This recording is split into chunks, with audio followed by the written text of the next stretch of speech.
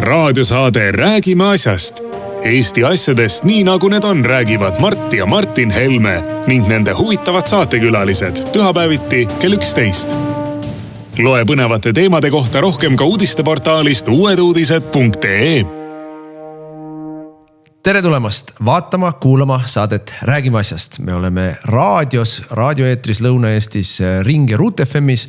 Esmaspäeval kannab ka Kuressaare Pereraadio meid üle, aga muidu videoeetris saab meid vaadata loomulikult YouTube'is, kus kanali nimi on Räägime asjast, Facebookist, kus kanali nimi on Räägime asjast, minu Facebooki leheküljelt, Mart Helme Facebooki leheküljelt, isegi minu X-ist. Täna ei ole stuudios Mart ja Martin Helme, täna on stuudios huvitav külaline Urmas Reitelmann.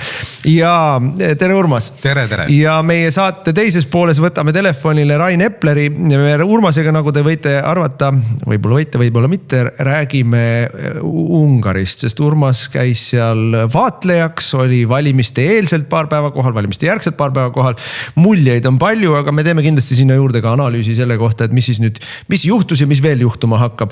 Rainiga me räägime sellest, et siin lõppeval nädalal on lahvatanud, ma ei tea, kas see on skandaal või mitte, aga igatahes lugu kerib, et Eesti Energia müüs ära oma kaevandusõigused VKG-le ja minu meelest kisa on tõusnud vale nurga alt, et vale nurk on see, et mingi erafirma sai meie kaevandusõigused, see erafirma on seal kaevandanud 25 aastat. Tegelik skandaal on selles, et valitsus teadlikult ajab pankrotti Eesti Energiat, aga sellest räägime Rainiga. Nii et ja hoiatuseks või lohutuseks, kuidas keegi võtab, siis nädala pärast on täpselt vastupidi, et mind ei ole saates ja Mart veab saadet, sest mind lihtsalt ei ole. Aga Urmas, meie suureks ahastuseks, mina küll ütlen selle täitsa otse välja, täielikuks traagikaks on see, et Ungari valimistel Fidesz ja Viktor Orban purustati. Siin ei ole midagi ilustada. Ja sellel, nii nagu kõik juba ennem rääkisid, need valimised on mitte ainult Ungari teema, vaid kogu Euroopa teema ja minu nagu põhjus, miks ma olen käinud palju Ungaris, miks ma suhtlen ungarlastega, on selles, et Orban ehitas üles ja hoidis üleval kogu seda Euroopa rahvuslaste ja konservatiivide koostöövõrgustikku. Loomulikult olid seal taga ka riiklik ressurss. Et see, mida ühel opositsiooniparteil ei ole ja mida ühel valitsusparteil on, erinevad, kui me mõtleme pöörame selle pildi näiteks niipidi ringi, et kui me mõtleme selle peale, kui mingisugused rohepöörajad või homopöörajad tahavad teha rahvusvahelist üritust Eestis, nendel ei ole vaja muretseda raha pärast, eks ole. Ja nii on igas riigis Euroopas välja arvatud Ungari, kui traditsioonilise perekaitsjad, normaalse turumajanduse kaitsjad või rahvusriigi kaitsjad, immigratsioonivastased tahtsid teha üritust, siis Ungaris on mitmeid erinevaid MTÜ-sid, instituute, asju, ministeeriumid tulid appi ja sai teha kõike seda. Eks ju selle peale kostavad siis liberaalid, et oigu korrumpeerunud see Ungari oli. Ja see on nüüd meilt ära võetud. Ja teine asi, mida minu meelest tuleb inimestel aru saada, kui me Ungarist räägime, on see, et jah, Euroopas on veel riike, Itaalia on parim näide, kus on võimul mõistlik valitsus. Meloni ja Matteo Salvini koalitsioonivalitsus, aga nad ei valitse sellise selge jõulise joonega, kus Brüsselit blokeeritakse võimu kaaperdamisel ja hulluste tegemisel. Sama võib öelda Tšehhi kohta, sama võib öelda Slovakkia kohta, eks ole, Fico ja Babiš ei ole, Orban kindlasti sai neilt tuge, kõigilt neilt tuge ja Orban kindlasti tõukas neid ka nii-öelda õigemat positsiooni võtma. Ja see on ka nüüd üks traagika, et kuna Orban, kes oli selle ideoloogiline eestvedaja või see ilmasammas. Selgroog. Absoluutselt, kui see nüüd ära kukub, siis ka on lihtsam üle rullida nii itaallastest, tšehhidest, slovakkidest, et see kaotus on päris ja tõsine ja selle kaotusel on tõsised tagajärjed. Aga ennem kui me selle juurde lähme, mina annan sulle nüüd sõna, sest sina olid seal koha peal. Budapest on üks neid harvasid alles jäänud Euroopa pealinnasid, mis meenutab seda sama rahvast ja seda sama riiki, mille pealinn ta on, et kus ungarlased puha.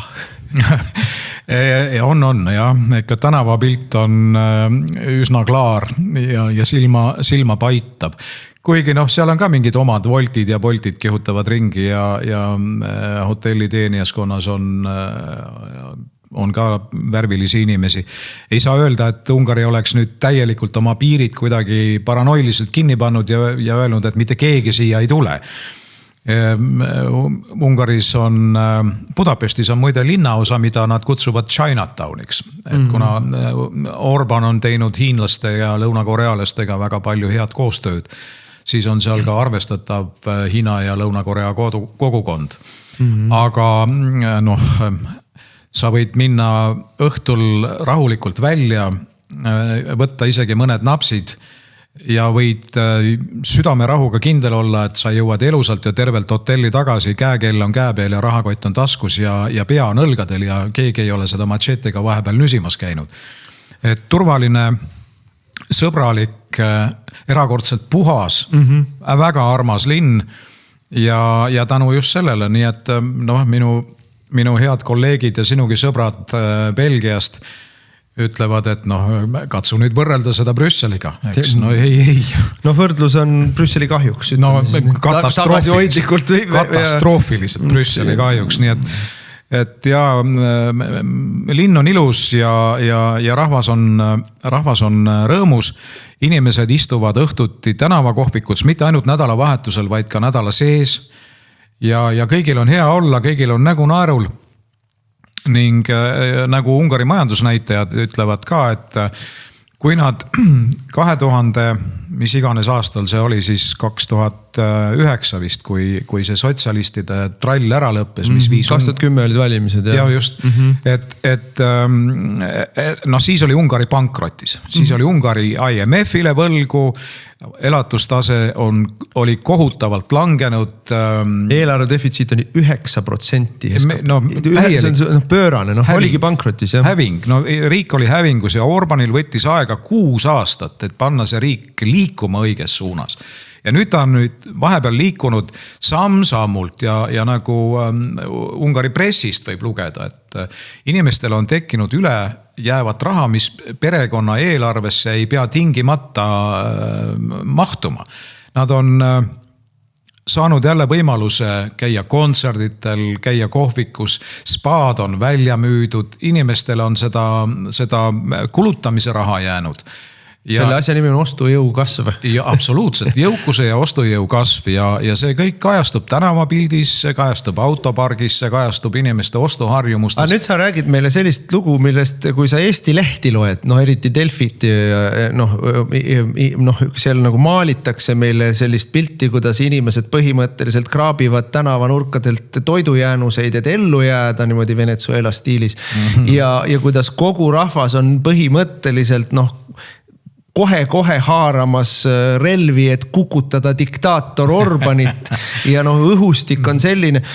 Ma pean tunnistama, ma olin 3 nädalat varem, ennem valimisi käisin seal ja ma ei saanud nagu Budapesti linnapildis mingist õhustikust mitte midagi aru.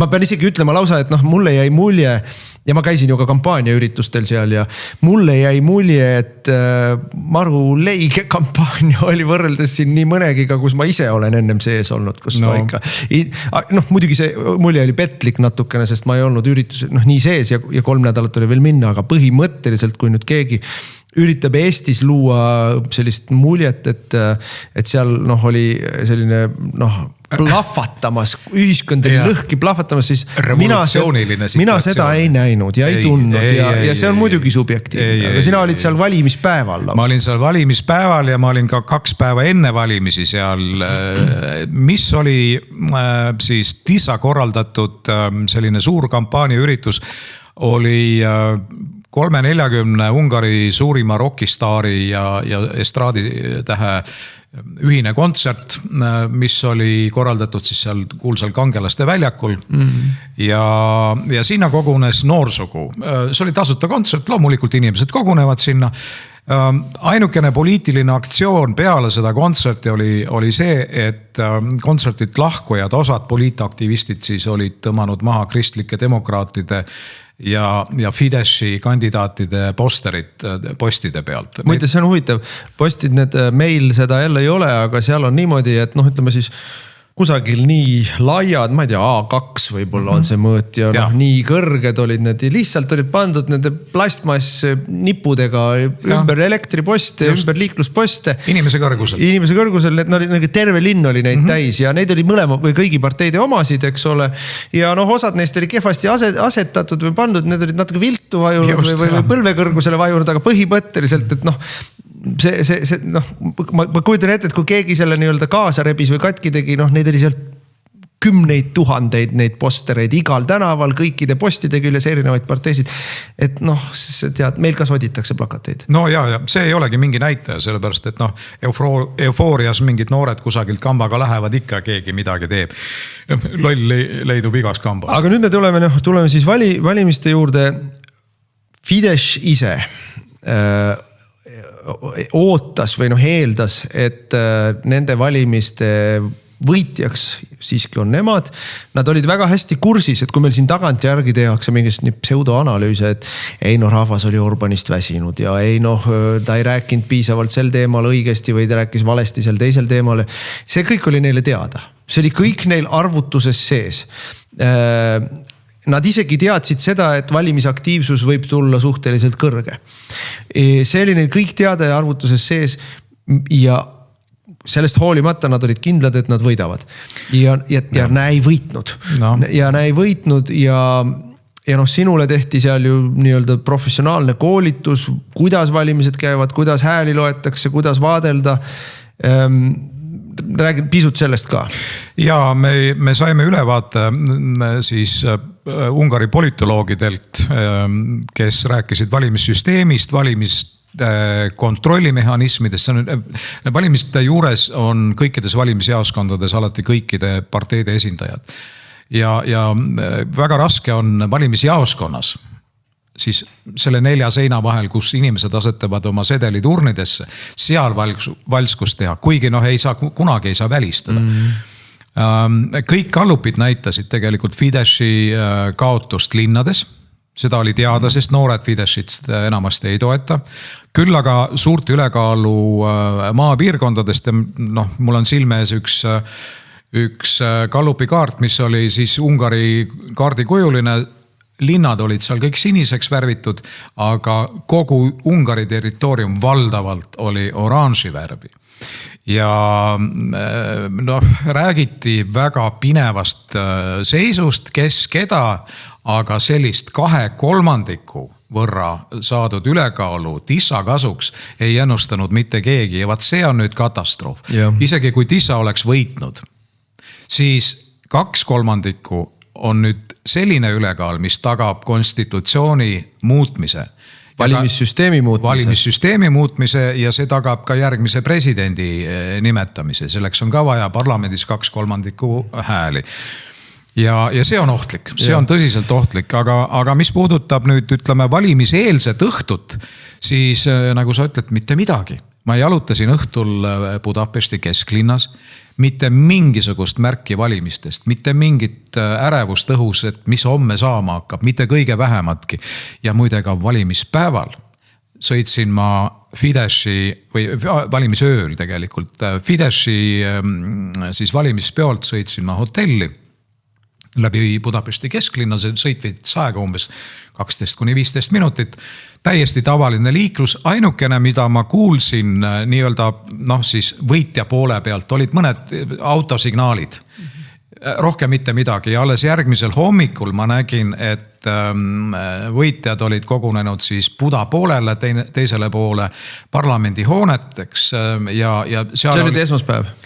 see oli pühapäeva öösel aga seda, et oleks kusagil Budapesti tänavatel olnud mingi tohutu eufooria. Budapesti tänavad olid täpselt sellised, nagu nad olid reede õhtul, välja arvatud mõned autosignaalid kusagil ristmikul. No mis puudub sellest 2/3, siis millest võib-olla siin Eestis ei saada aru, ütleme umbes ma oma postituse all nägin mingeid inimesi targutamas, et et millest ma räägin, kui 2/3 enamus parlamendis tekib, siis seda ei ole võimalik ära võltsida. Ma ei ütle otsesõnu, et ma näen või tean, kuidas võltsiti. Ma lihtsalt ütlen, et 80% valimisaktiivsus on täiesti ebanormaalne. Nii Euroopas laiemalt kui Ungaris konkreetselt. Ma võtsin välja viimase 6 korra valimised 2010. aastast või veel varasemast aastast. Valimisaktiivsus on olnud vahemikus 61–69. Ja nüüd on 80, see tähendab siis peaaegu 20% kõrgem, kui on varasemalt olnud või 15% kõrgem, kui on varasemalt olnud või vabandust 79. Et see ei ole asi, mille peale öelda, et on nii nagu on. See on asi, mille peale tuleb küsida, kust need hääled tulid. Ja nüüd me jõuame selle 2/3. Ungarlased ise ütlesid, või ütleme siis Fideszi inimesed ise ütlesid, et neil on valimissüsteem on selline, et suurem osa parlamendist valitakse majoritaarse süsteemiga valimisringkondadest. Ehk siis kes oma valimisringkonnas saab kõige rohkem hääli, see läheb parlamenti. Ja ütleme, sa saad, valimisringkond on seal umbes 50 000 kusagil, eks ole. Üks saab seal 22 000 häält, teine saab 18 000 häält või 20 000 häält. Protsendi mõttes väga lähedal üksteisele, aga see, kes sai 22 000 häält, see saab parlamendi liikmeks. Ja ungarlased ise ütlesid, et see on neil kontrolli all, seal nad võidavad, praktiliselt igal pool massiliselt võidavad. Napilt, aga võidavad. Ja nüüd, mida me ei olnud kunagi varem näinud, oli absoluutselt ebatavaline, ebanormaalne valimisaktiivsus välismaal.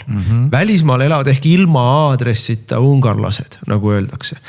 Neid on palju, see on suur kogus ja siis ma vaatan ja nende hääled lähevad mingisuguse arvutuse alusel siis nendesse majoritaarsetesse süsteemidesse.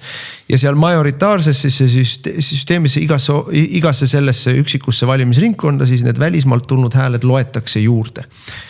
Ja kuidas seal välismaal need hääli anti, seda teie ju vaadelda ei näinud ja ei saanud? Ei, seda me ei saanud ja need hääled laekuvad niimoodi, et nad, kui täna on pühapäev, siis nad olid kohal siis laupäevaks ja laupäeval siis saab teada nagu need lõplikud valimistulemused. Nii, ja nüüd ma vaatasin õige paljudes valimisringkondades, õige napilt Tisha kandidaat võitis. Ja veel vaatasin, et Fideszi valija tuli täielikult välja. Et kui Fidesz teab, ma ütlen Fideszi parteil, ehk siis Orbani parteil on hämmastavalt muljetavaldav masinavärk. No tõesti, vaatad ja kadestad, kuidas nende partei töötab, kuidas neil on iga asja kohta on olemas inimene või inimesed, kuidas neil on olemas manuaalid, kuidas käituda, kuidas neil on olemas mõõdikud, nii-öelda parlamendi saadikutel iga nädal nõutakse aruannet, kui palju sa oled postitanud, kui palju sa oled rahvaga kohtumisel käinud, kui palju sa oled mingeid artikleid kirjutanud, kõik. Neil on nagu masinavärk on muljetavaldav ja see näiteks Fideszi tüübid ütlesid mulle, et nad 7 korral valimiseelsel nädalal ennem valimispäeva on kohustus võtta ühendust kõigi oma valimisringkonna valijatega. See tähendab, nad kirjutavad neile, helistavad neile, neil on suured telefonikeskused, kus inimesed lihtsalt helistavad numbreid järjest läbi, ütlevad valige meid. 7 korda on nii-öelda ette nähtud, et sa pead kätte saama valija ja ütlema, et tulge kindlasti valima meie poolt. Ja see masinavärk töötas ja nende valijad tulid välja. Ja seda ütles Orban ka pärast valimisi, et see hulk valijaid, kes meil nüüd oli, andis meile üle-eelmistel valimistel 2/3 enamus. Ehk siis kuidas see juhtus, teisele poolele tuli lihtsalt mäe kõrguselt rohkem hääli. ebanormaalselt rohkem hääli, enneolematult palju rohkem hääli. Nii palju inimesi ei ole kunagi käinud hääletamas seal nii-öelda opositsiooni poolel. Põhimõtteliselt 2 korda rohkem hääli tuli teisele poolele, aga need hääled tulid niimoodi jaotunult, et siis nendes üksikringkondades, kust Fidesz arvas, et ta võidab, napilt, aga kindlalt, ei võitnud. 100 häält rohkem, 200 häält rohkem vastane sai. Ja sellest see 2/3. Ja siis on ülejäänud seal natukene alla 100 saadiku valitakse siis nii-öelda partei proportsiooni nimekirjaga. Partei eraldi nimekirjaga. Just, mis siis ka siis töötas selle Tisha ehk opositsiooni kasu. Ehk siis mult on küsitud, näita ära, millel põhineb su väide, et seal toimus valimispettus. Mul ei ole näidata ära. Aga ma ütlen lihtsalt, et minu meelest võtta sellise ilma küsimusi küsimata või ilma kahtlust tundmata tõe pähe seda, et valimisaktiivsus on 80%.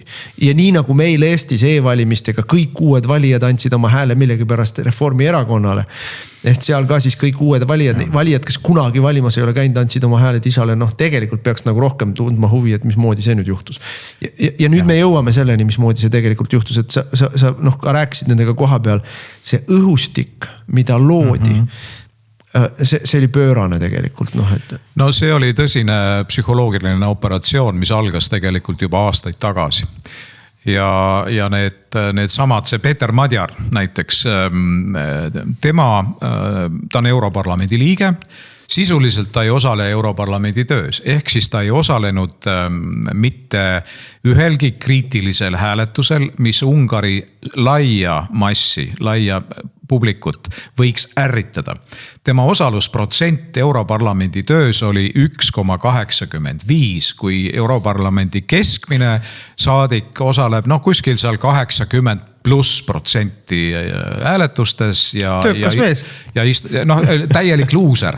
Ja see on teadlik, seal teised Tisha tüübid samamoodi kuuluvad siis top 10, seal Tisha inimestest on 4. Kuhu kuulub Tisha Europarlamendis? Kellega kokku? EPP. Meie Isamaa. Von der Leyen. Riho Terras, EPP, meie Isamaa. Selles mõttes ja tõesti kujutage ette, et meil Eestis oleks Riigikogu saadikud, kes alla 2% siis on kohal. Löödakse ilmselt naeltega lauda üks ukse külge, nii et seda ei ole võimalik seletada, aga seal on. Ja seda nüüd siis kogu see Europarlamendi PSYOPS, ja Eurokomisjoni PSYOPS pluss luureorganisatsioonid muidugi, on valmistanud ette, et ärge nüüd sõbrad üldse muretsege, et kõik jätkub. Ainult võtame selle Orbani maha. Kõik need miljardid, mis on toetuseks mõeldud Ungari riigile, mis on aastad kinni istunud, need anname vabaks, te hakkate elama, teie elu on lill, eks ole, aga hääletame selle Orbani, selle tümika sealt eest ära. Ja loodi selline õhkkond, pluss siis ma ei räägi nüüd üldse sellest, mis rahad olid Tishal. Ja Fideszil oli riiklikku ressurssi, sinna ei ole mõtet vastu vaielda. Aga Orban ise ütles oma tänukoosolekul siis laupäeva õhtul, et tema ei saa aru, kust võttis Tisha need rahad, et need rockartistid sinna Vabaduse või Kangelaste väljakule kokku saada. Need ei ole odavad ja neid ei olnud vähe. Ja Ungari tippartistid, eks muidu ei oleks rahvast tulnud. Pluss veel kogu see kampaania. Kujutame ette, et me peaksime Eestis kõik üles ostma kontserdile, et EKRE kontserdile tulla, alates Koit Toomest, jätkates Tanel Padariga, lõpetades Anne Veskiga. Kõik veel, vahepeale veel Tõnis Mägi ja kõik veel teised ka, eks. Ja Rami Meeskor ka veel takka vihta. Et ei ole odav lõbu, jah. Ei ole, ja teha see tasuta veel. Ei, aga ütleme kõik nende mittetulundusorganisatsioonide rahad, mille üle nad ju mingit aruannet ei anna kellelegi, see on täiesti tume maa. Ma küsin lihtsa küsimuse, et kui Ungari valitsus võttis rajalt maha ühe furgoonitäie kulda ja sularaha, mida vedasid Ukraina eriteenistus ja noh, muidugi ametlik versioon on see, et Ukraina riigipanga raha ja. Eks ole, mingist. Just, ja no, ungarlased ise ütlevad, et neid autosid liigub seal nädalas 10 sularaha ja kuld.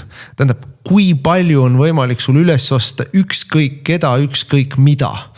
Alates valimiste lugejatest, jätkates MTÜ-de ja kultuurnikutega või lõpetades Fideszi poliitikute või süvariigi julgeolekuasutuste inimestega. Et sul on kõik võimalik ära osta.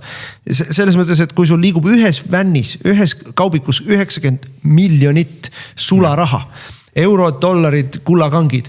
Ja see on üks kaubik, mis kinni püüti ja neid on tegelikult 10 vurab riigis ringi. Et noh, kas kellelgi, ja see on nii-öelda must raha. Sinna kõrvale on veel Sorose päris raha või ütleme, liigub üle panga ülekande. Siis on veel Euroopa Liidu raha, liigub üle panga ülekande, eks ole, kodaniku ühiskonna raha.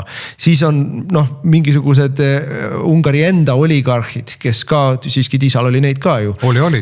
Et see raha, mida seal tehti, see oli pöörane, aga põhimõtteliselt, mida mina olen ungarlastelt kuulnud, on see, et see oli ikkagi puhas välissekkumine ja selle välissekkumise see nii-öelda räpane töö oli jäetud ukrainlastele, Ukraina eriteenistustele. No täiesti loogiline, ma ei oska seda kinnitada, ei saagi kinnitada, pole juures olnud, aga see kõlab loogiliselt, absoluutselt. No mis nüüd on minu nagu kokkuvõtte, ma tegin pärast valimisi kokkuvõtte, sain hirmsasti pikki päid ja jalgu, et jälle eitan valimiste ausust, eitan küll valimiste ausust, nii nagu ma eitasin 2020. aastal kohe pärast Ameerika valimisi, ütlesin, et need ei olnud ausad valimised, tänaseks päevaks ei ole kellelgi mulle võimalik tulla vastu vaidlema, sest et see on juriidiliselt kohtuasjadega kuhjaga kinnitust leidnud, et Ameerika 2020. aasta valimised olid puhas mäekõrgune miljonite häältega võltsing. Aga lisaks sellele on tänaseks päevaks juriidiliselt kinnitust leidnud, et see oli ka luure ja psühhooperatsioon Trumpi vastu. Nagu see, kogu see tema nii-öelda Vene seoste uurimine ja kõik need tema Ukraina impeachment, mis talle tehti siis nii-öelda Ukraina mitte aitamiseks, puhas luureoperatsioon. Seda tegid Ameerika enda luurajad oma enda võimu, selle siis nii-öelda ametliku võimu vastu. Aga see psühhooperatsioon töötas. Ja meil on täna ikkagi selline olukord, et jättes kõrvale selle raha, jättes kõrvale selle, kuidas tekkis ligi 1 miljon häält välismaalt, mida kunagi varem ei ole tekkinud, eks ole. Või võib-olla 1 miljon on palju öelda, aga ütleme erakorraliselt suur. Kokku oli neid välismaa hääli, välismaal elavaid ungarlasi vist 1 miljon ja isegi paar vist. Ja ehk siis täiesti nagu igasugusest sellisest tavast või normaalsusest väljas olevad häälte numbrid, et võtta seda lihtsalt nii, et vaata, aga näe jah, vaata tublid poisid tulid ükskord ometi hääletama, et seda ei, siis sa oled kas loll või mängid lolli. Ja mul ei ole mingit põhjust arvata, et Fideszi inimesed oleksid rumalad ja ükski nende prognoos ei näidanud seda, et see ikka kaldub sinna anomaaliasse, see ei ole tõene. Aga isegi kui me jätame korra selle kõik kõrvale, siis mõtleme nüüd korra selle peale, mida tegi Euroopa Liit Brüssel. Brüssel on kehtima pannud DSA, Digital Services Act, mis annab Brüsselile endale võimaluse sekkuda sotsiaalmeedia sisusse väga agressiivselt ja mida ju ungarlased ja Ameerika Ühendriikide kongress, Ameerika Ühendriikide asepresident, kes koha peal käis, ütles, et sellist välissekkumist riigi valimistesse ta ei ole kusagil kunagi varem näinud. Ja seda ütlevad ameeriklased, kes natuke saadagalt Ladina-Ameerikas võimu vahetavad, eks ole, ka valimiste kaudu. Et seda ta ei ole kunagi kusagil varem näinud, et Brüssel otsustas, kes mida nägi. Mina näen siin Eestis, ma näen Orbani postitusi, ma näen nende Fideszi kandidaatide kõnesid postitusi, aga ungarlased ei näinud. Ungarlased ei näinud.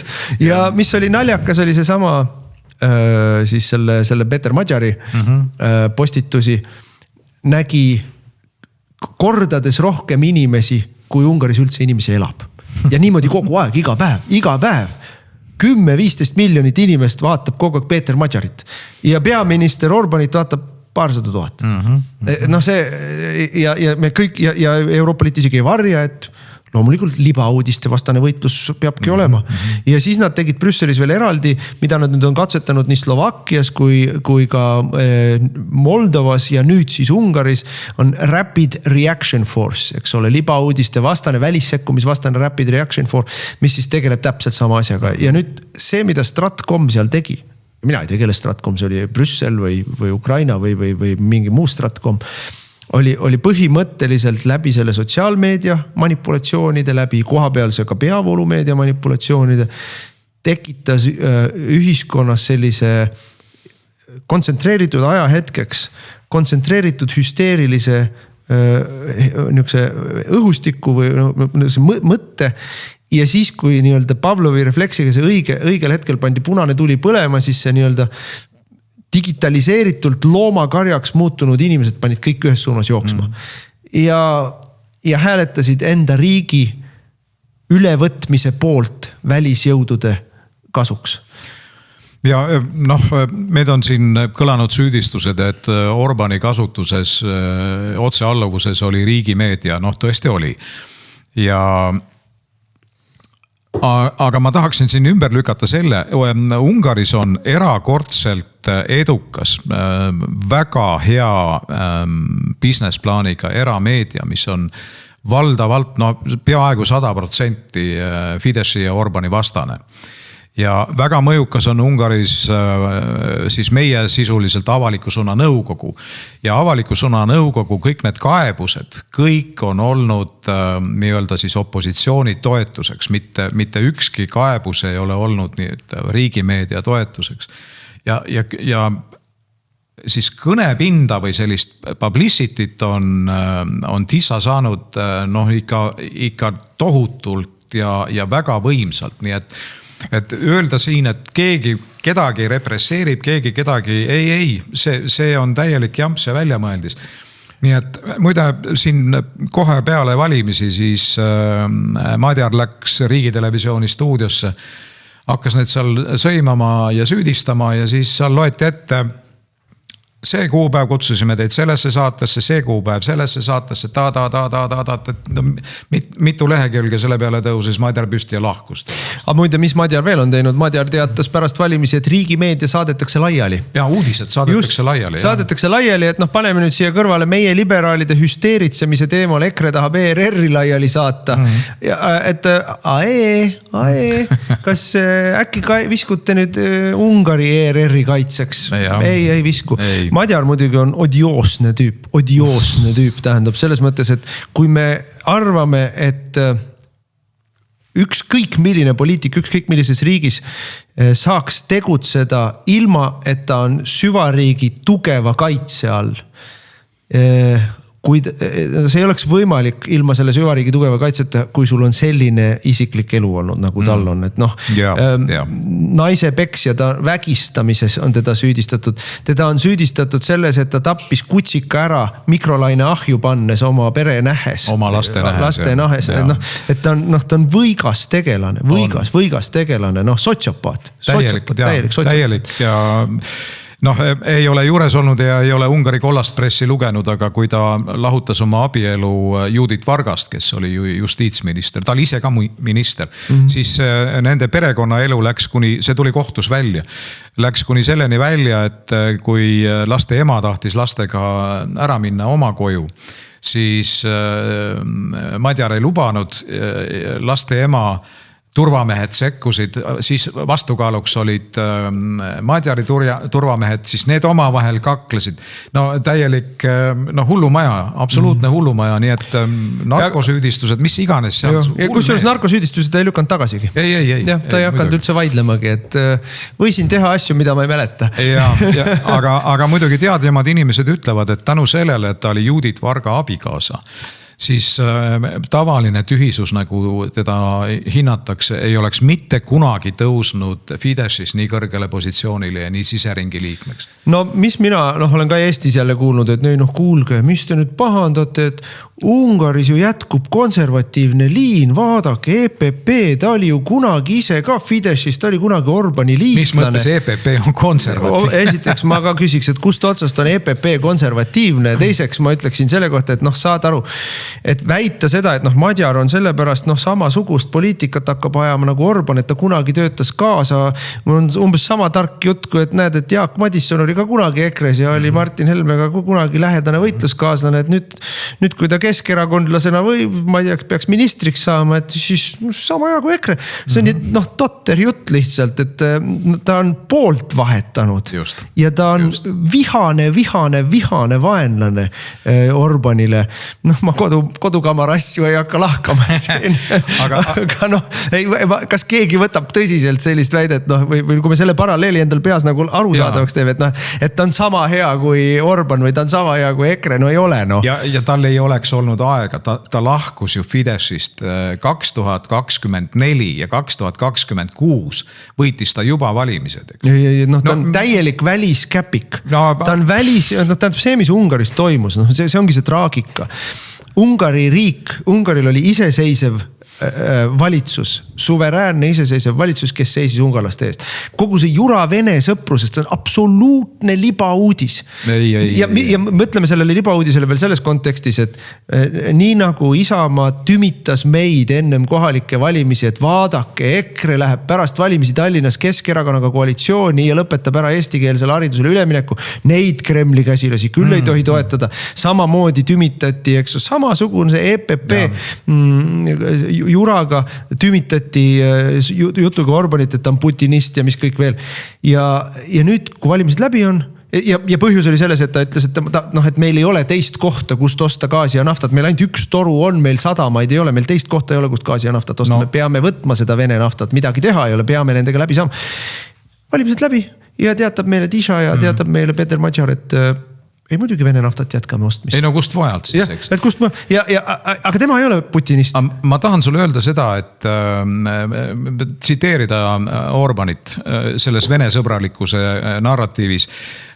Tema sõnad on ja tema mõte on see, et Ukraina-Vene sõda on slaavlaste omavaheline kodusõda, kuhu ungarlastel ei ole vaja oma nina pista, ta ütleb selle kohta, et loomulikult on see tragöödia, aga las nad madistavad oma ette ja meie rahvus peab jääma sellest kõrval. Ja tegelikult see ongi ju olnud ju võta teine maailmasõda, eks ole, Horti režiim. Laveeris Natsi-Saksamaa ja liitlaste vahel, katsus ellu jääda, katsus oma inimesed elus hoida.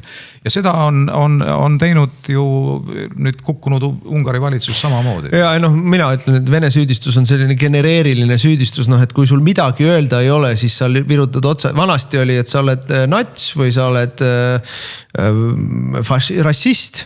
Noh, see ei huvita enam mitte kedagi, see noh, ei ole enam tänapäeval see latakas, millega lajatada, aga nüüd sa oled siis putinist ja noh see, et päev pärast valimisi see sama inimene, kes süüdistas teist Vene meelsuses, teeb täpselt, lubab hakata tegema täpselt sama asja, enam ei ole.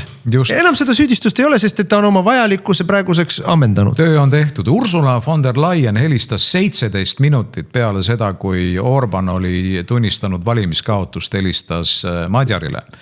Ehk siis valimistel oli nii silm peal ja Madjar põhimõtteliselt raporteeris, töö on tehtud, ülesanne on täidetud. Ja vaata, milline diktaator, valimistulemused tulevad sisse ja teatab, et ma tunnistan kaotust ja õnnitlen võitjat, et kõik need jutud, mis räägiti meile sellest, milline diktaator on Orban, milline tohutu autokraatia seal valitseb ja no, oligi vale lihtsalt, loll jutt. Puhas vale, läbinisti härrasmees ja läbinisti demokraat. Ja läbinisti Ungari patrioot.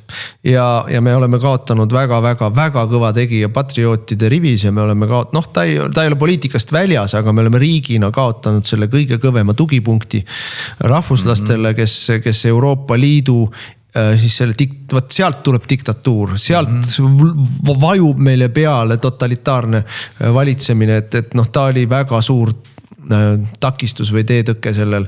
Ta oli mugav ka muide Euroopa Liidule, sest kõik ju teadsid, oot, ärme siin hakka torkima. Küll Orban ära teeb, paneb veto, eks ole, et nüüd tuleb Euroopa seest leida see selgrooga riik ja partei. Ja. Nii et eks me kindlasti ühel hetkel veel analüüsime, kui asjad on natuke settinud, et mis siis seal juhtus. Aga sellel on väga halvad tagajärjed ja see puudutab meid ka, sest et Euroopa Liidu võimu haaramise tempo ka Eesti inimeste tavaelu üle järsult praegu hüppeliselt läheb hullemaks. Raadiosaade Räägime asjast. Me jätkame nüüd saadet, saate nimi on Räägime asjast, istume siin täna Urmas Reitelmanniga koos stuudios ja telefonile oleme võtnud Rain Epleri, meie Riigikogu saadiku Lõuna-Eestist, kes on ka ühtlasi erakonna energeetikatarkur. Ja sel nädalal on tekitanud laineid siis selline minu meelest natuke vale nurga alt kerima läinud lugu, kuidas Eesti Energia müüs maha oma kaevandusõigused VKG-le ja inimesed on ärritunud, et miks meie maavarasid müüakse eraettevõttele. Eraettevõte on seal VKG, Viru Keemia Grupp on tegutsenud seal ma ei tea, aastakümneid ja puhtalt Eesti kapitalil olev ettevõte, tööandja, maksumaksja ja hea täiendus meie energeetikasektoris siis sellele riiklikule monopolile, mida meil vanasti oli Eesti Energia. Nii et ma nagu tegelikult arvan, et see on nagu lahtisest uksest sisse murdmine, et miks erafirma sai kaevandusõigused, tal on praegu ka erinevaid riiklikke kaevandusõiguseid, ta tahtis laiendada ennast. Et minu meelest tuleb keskenduda küsimusega sellele, et mis toimub Eesti Energiaga ja mida teeb meie valitsus, aga võib-olla Rain, sul on selle kohta oma nii-öelda laiendav vaade asjale. Jaa, täpselt nõus sellega, et VKG Eesti kapitalil ettevõte ja pikalt valdkonnas toimetanud ja kusjuures, kui me räägime põlevkivi õli tootmisest, siis tundub, et tõene on pigem see jutt, et ka nende tehnoloogia, mida nad kasutavad, on parem kui see, mida Eesti Energias, aga see selleks. Mis puudutab nüüd seda varu ja selle kaevandamise õiguse loovutamist, siis jällegi VKG-l oma Ojamaa kaevanduse varud olid ammendumas mitte piisavalt pikas perspektiivis, et ettevõte saaks pikemalt oma strateegilisi plaane teha ja meil oli sellepärast nii-öelda kindlust vaja. Tegelikult nad juba üsna suure kindlus olid saanud läbi selle, et oli üks kohtuasi, kus seda uus kiviõli kaevandust selle varude jagamist Eesti Energiaga siis kohtus arutati pikalt ja lõpuks tehti seal mingi jaotus, kus siis VKG-le jäi 1/3 ja Eesti Energiale jäi 2/3. Ja nüüd siis see otsus, millest sellel nädalal on palju juttu olnud, on see, et kogu see uus kiviõli kaevandamise õigus justkui anti VKG-le. Ehk siis see 2/3 läheb ka ära, eks ole, jah? Praegu uudiste põhjal on niimoodi aru saada, aga tõepoolest nüüd see pool kõik, mis puudutab Eesti Energiat ja tegelikult riigi tegevust ka poliitilisele valitsuse tasandil, et seal on palju küsimärke, kas või see, et asja on aetud salaja kusagil kabineti vaikuses. Esimene küsimus, mis tekib, kui me näiteks räägime kaevandamises on selline mõiste nagu aastamäär ja maapõueseadus ka reguleerib seda, et kui sa oma aastamäära ära ei kaevanda, siis sa võid seda tõepoolest ka loovutada, aga sellisel juhul on nõutav, et toimuks avalik enampakkumine. Ütleme sealt paralleeli tõmmates võiks ka küsida, et miks selle suure varu puhul see asi käis kuskil kabineti vaikuses.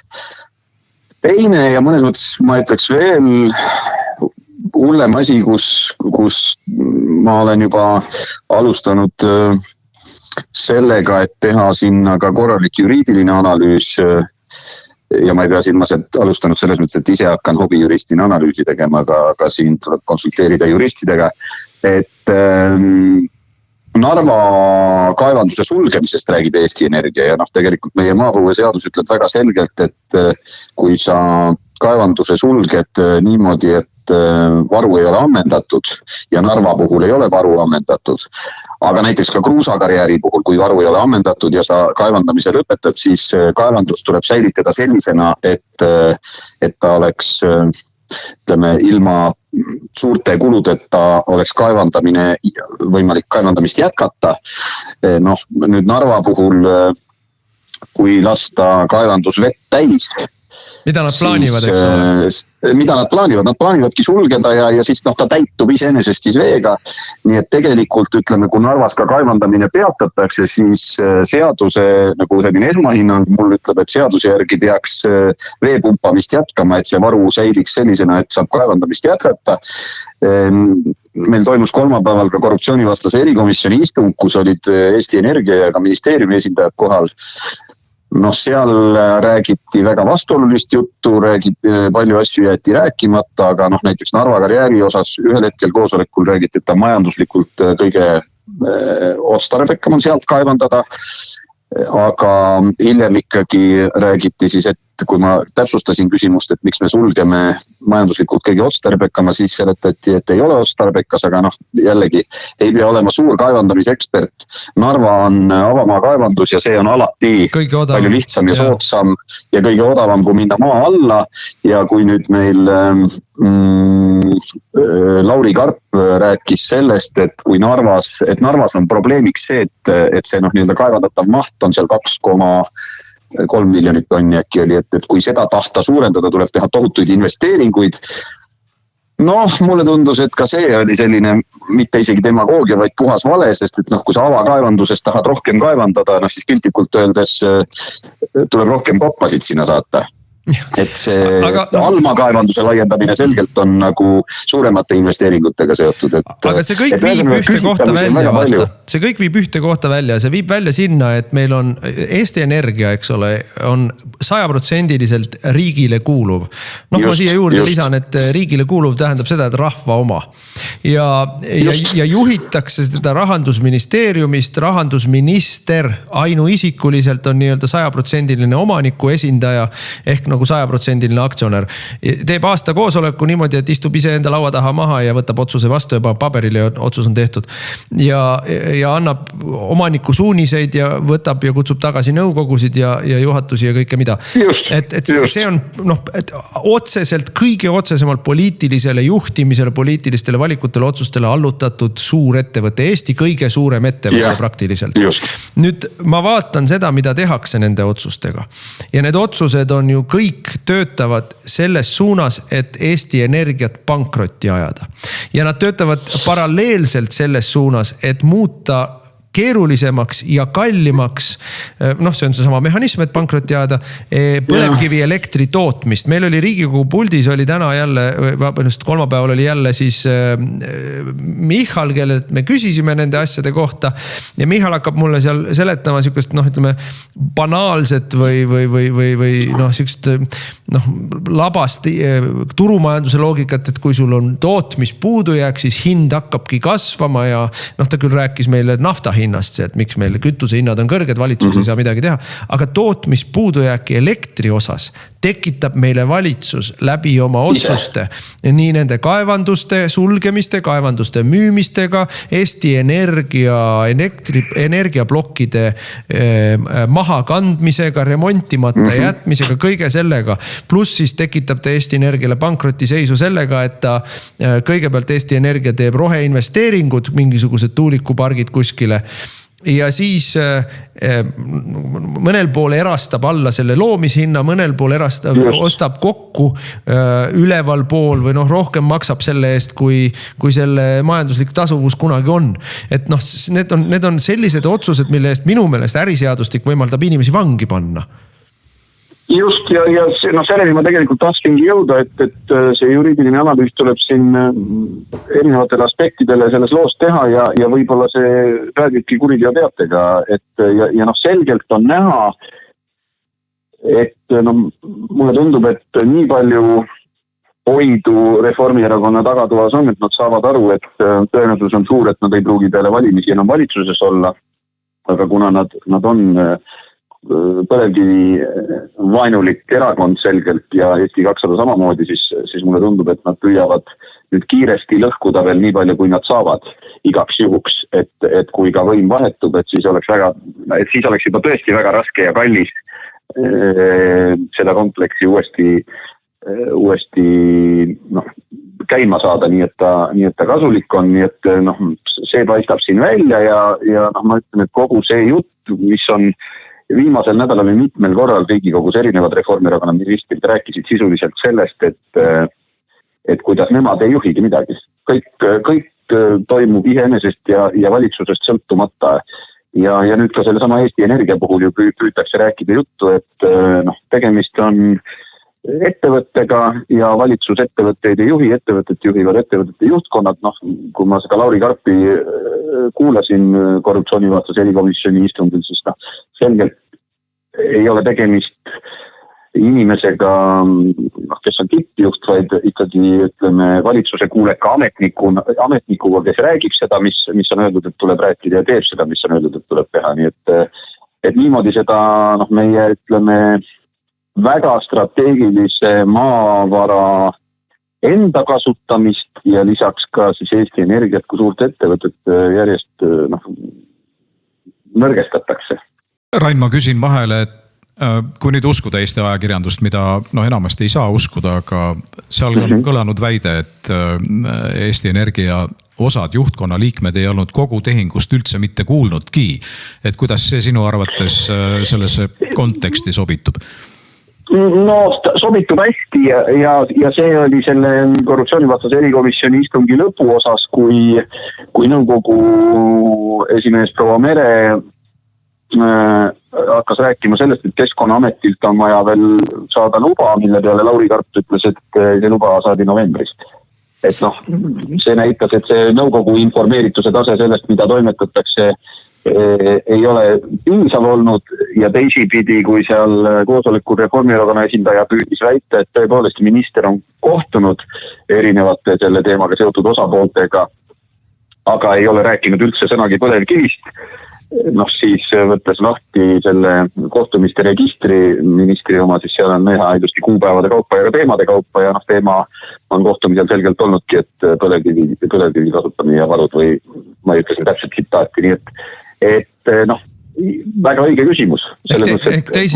Paistab välja nüüd, kui hakata inimeste käest küsima küsimusi, et on olnud mingi kitsa ringi otsused, midagi teha või tegemata jätta ja ka ülejäänud seltskond, kes istub seal samades instantsides juhatuses või nõukogus, et sealt ka kõiki ei informeerita. Sisuliselt on avalikkusele ja tegelikult siis ka Riigikogule ju valetatud järelikult, et me ei teadnud midagi, me ei teinud midagi. Mina kõige lisaks... Jah, rääkimata on jäetud ja nüüd hiljem püütakse siis valedega seda kõike kuidagi näidata justkui kõik oleks õige ja hea. Aga ma tulen tagasi selle energiapoliitika juurde, et VKG, veel kord, minu meelest ta täiesti vale sihtmärk rünnata VKG-d, et Eesti kapital, Eesti mehed on teinud Virumaal, hoidnud tööstust käimas, on aidanud ja väga pikalt vaatamata, ütleme, valitsuse tegevusele ja sõnumitele on nad seal vastu pidanud ja edasi tegutsenud, nii et ma jällegi nõustun sinuga, et ei ole põhjust neid kuidagi sarjata tõesti. Ja nad on teinud seda selles mõttes minu meelest meie kõigi kasud on olnud sees sellega, et nad on innovatsiooni tagant tõuganud, sundinud Eesti Energiat ennast pingutama, tekitanud sellel turul, mis on kaevandamine, energia tootmine, need on nii suured tükid, et seal see monopoli tekkimine on väga kerge tulema, et on seda monopoli sisuliselt lõhkunud ja teinud selle tõttu on olnud Eesti Energia meie kõigi nii-öelda omandisse kuuluv firma, palju parem firma, kui ta oleks monopolina olnud.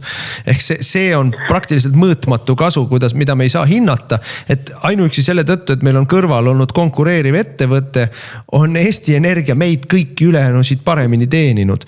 Ja nüüd meid... Ja see on selline mõõtmatu kasu, aga tegelikult ka mõõdetav kasu läbi selle, kui suur tööandja on VKG, kui suur on, ütleme, tema tema poolt tulev nagu maksuraha-vool eelarvesse, olgu seal keskkonnatasude, kaevandamistasude ja muidugi ka tööjõu pealt tulevate maksude kaudu, nii et. Aga ma toon ühe väikse vinjeti siia juurde veel. Seda Michal räägib korduvalt, kui ta on meil siin Riigikogu puldis olnud, et miks tuleb põlevkivisektor sulgeda, sellepärast, et Ida-Virumaa inimeste eluiga on lühem. ja inimeste eluiga on lühem ja neil on astmat rohkem ja ma ei tea, mis seal mingid uuringud on ja ta vajab selle kõik kuidagi põlevkivi kaevandamise ja põlevkivi elektri ja põlevkivi õli arvele ja küllap on või mingit statistilist manipulatsiooni kasutades võimalik tõestada, et Ida-Virumaal inimesed surevad rohkem ja kiiremini ja valusamini selle tõttu, et seal on põlevkivi, aga ma esimeses järjekorras siiski vaataksin sealset demograafilist pilti, seda nii-öelda etnilist koosseisu seal on ikkagi venelased meil, kelle puhul ütleme siis niimoodi, et joomisharjumused, narkootikumide harjumused, naise ja üksteise peksmise harjumused on teistsugused kui ma ei tea, Põlvas või Haapsalus. Temperament on teine. Ütleme nii, ma olen siin, teate, EKRE retoorika, eks ole, aga et äkki vaataks nagu kõigepealt, et kui me oleme mures selle pärast, et Ida-Virumaal ütleme siis surevad mehed 10 aastat varem ära kui mujal Eestis või kui me oleme mures selle pärast, et seal on mingisugused muud sellised terviseprobleemid, eks ole, äkki vaataks kõigepealt neid tõenäolisemaid põhjuseid, mitte ärme süüdista põlevkivi, sest et kui me ju kõik teab ka peaminister Michal kahtlemata. Oled sa kindel? No peab teadma, et tänasel päeval see nii-öelda sellist asja nagu tossav põlevkivi korsten lihtsalt ei eksisteeri enam. Ei ole olemas. Pole olemas, Jaa, et see tasub siin meenutada seda vana tuntud tõdemust, et korrelatsioon ei tähenda põhjuslikku seost, et tõepoolest, et oleks, peaks sisse vaatama sellele, et võib-olla ei ole ainult põlevkivi, võib-olla mingid muud põhjused. Ma küll Ida-Virut eraldi ei vaadanud, aga hiljaaegu möödunud nädalal või ülemöödunud nädalal oli ju ERR-is uudis, kuidas Eesti inimesi ohustavad ahjuküte ja põlevkivi. Ja siis ma võtsin täitsa riikliku statistika, vaatasin oodatavat eluiga ja ka õhupuhtuse näitajaid ja need on oodatav eluiga on väga kõvasti kasvanud aastate jooksul ja õhupuhtus ka aasta-aastalt läheb aina paremaks, et Eesti kaasa arvatud Virumaa. See on peaaegu selline teadusuudis, et Eesti kaasa arvatud Virumaa, ma vaatan tervet Eestit. On maailma top 5 oma puhta õhu poolest. Ja merelt tuleb värske briis. Et kui sa elad, ütleme, ma ei tea, Belgias, ükskõik millises Belgia linnas, siis sa tõenäoliselt sured õhu, mitte puhta õhu tõttu ikkagi kohe kukud kummuli palju kiiremini kui see vaene Narva tädikene, eks ole. Ja sama kehtib meil Madridi või Londoni või ma ei tea, Milano kohta, et see on, ma ei või taluda lõputut lolli juttu, mida meil valitsus veeretab, ma lihtsalt ei või taluda seda. Ja kui Ida-Virumaale tuleb läbi õhu mingi sodi, siis see tuleb Venemaalt, see ei ole meie toodetud. Ja Rain, palun. Ja, kui juures, see paralleel, praegu ei ole hea aeg ilmselt seda sorti teadusprojekte teha, kuigi näiteks Peipsi osas jätkuvalt venelastega tuleb koostööd teha ja tehaksegi ja ministeeriumi tasemel kohtutakse pidevalt, aga tegelikult kui hakata seal eluea näitajaid näiteks võrdlema, siis oleks hea võrdlusbaas ühel pool ja teisel pool piiri asuvad, ütleme, tööstuspiirkonna elanikud ja nende suremused ja võib-olla sealt leiaks rohkem infot ja tegelikult seda tüüpi uudiste, mis räägivad, et ahjuküte ja põlevkivi või kõik mis muu meid ju kogu aeg ohustada pidevalt. Me olemegi ohus ja sellepärast tuleb bürokraatlikke reegleid suurendada ja lisada juurde neid inimesi, kes kontrollivad ja kui sa reegleid ei täida, siis anda neile rohkem vahendeid sinu ohjamiseks. Et lõppude lõpuks niimoodi filosoofiliselt öeldes, eks elamine ongi üks asi ja lõpuni ei saa ju ohtusid likvideerida. Elu on raske ja siis sa sured. Aga Rain, saateaeg lihtsalt armutult lõikab meid ära. Me täname väga sind, et sa meiega siin saates liitusid ja ju me koogime seda teemat edasi, sest et see teema on see on meie kõigi raha. See on meie kõigi raha. Just. Aitäh. Aitäh.